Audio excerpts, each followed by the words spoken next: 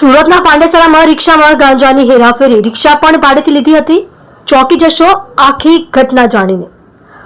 No drugs in Surat city અભિયાન અંતર્ગત Surat LCB zone 4ની ટીમ દ્વારા સુરતના પાંડેસરા દક્ષેશ્વર મંદિર નજીકથી ઓટો રિક્ષામાં ગાંજાની હેરાફેરી કરતા ઓટો રિક્ષા ચાલક સહિત 3 આરોપીઓને ઝડપી પાડ્યા હતા. પોલીસે આરોપીઓ પાસેથી ઓટો રિક્ષા, 3 મોબાઈલ, ગાંજાનો જથ્થો મળી કુલ ₹1,80,000 થી વધુની મત્તાનો મુદ્દામાલ કબજે કરી આગળની તપાસ હાથ ધરી હતી. પોલીસ દ્વારા no drugs in Surat city અભિયાન ચલાવવામાં આવી રહ્યું છે. ડ્રગ્સની બદીને ડામવા સુરત પોલીસ અથાગ પ્રયાસ કરી રહી છે. ડ્રગ્સ અને ગાંજાની હેરાફેરી કરતા તત્વો સામે કડક કાર્યવાહી કરવામાં આવી રહી છે. જે અન્વયે સુરત એલસીબી ઝોન 4ની ટીમ દ્વારા ઓટો રિક્ષામાં ગાંજાની હેરાફેરી કરતા 3 ઇસમોને ઝડપી પાડ્યા છે. જે આરોપીઓ પાસેથી 6 કિલોથી વધુનો ગાંજો, મોબાઈલ, ઓટો રિક્ષા સહિતનો મુદ્દામાલ કબજે કરી આગળની તપાસ હાથ ધરવામાં આવી છે.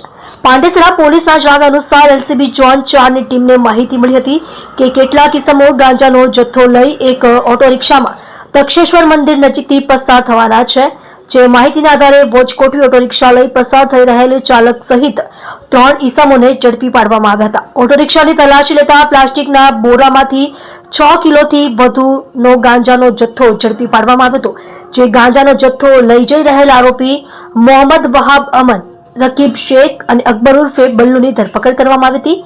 પોલીસ પૂછપરછમાં જાણવા મળ્યું હતું કે આરોપી મોહમ્મદ વહાબ અમન બચતથી આ ઓટો રિક્ષા ચલાવે છે. જે ઓટો રિક્ષાનો માલિક પણ અન્ય છે.